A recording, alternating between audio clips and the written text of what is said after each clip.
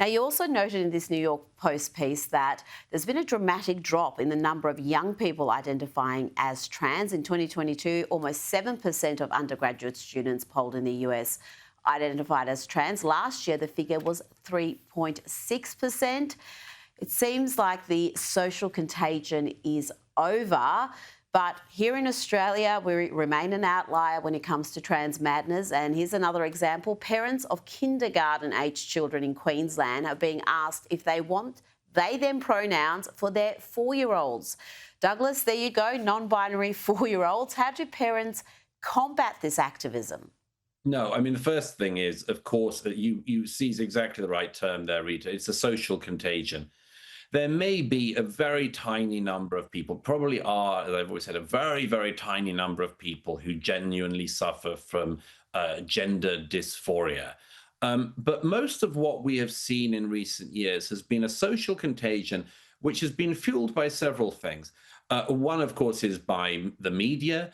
But more importantly, it's been the social contagion pushed where it's been deemed to be bad to be a man, to be bad to be heterosexual, to be bad to be white, and if you add all of those things together, then if you are somebody who is, I mean, it's the same. It's the same to a certain degree with women as well, but they've got sort of one little niche more on some of the social justice hierarchy, pyramid, grievance in some people's views, unless you have conservative views, obviously, in which case you're back to being a non-woman again. But just bear with me for a moment. The point is that if you deem these things to all be bad, you will encourage some people to try to find a place on the victim hierarchy pyramid.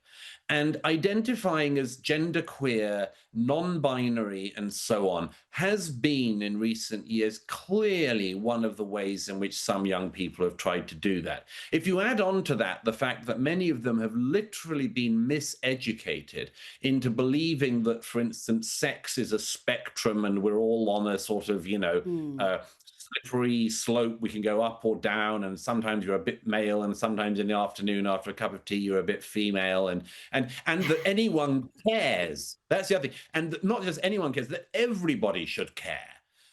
Of course, some people are going to try to tick that box.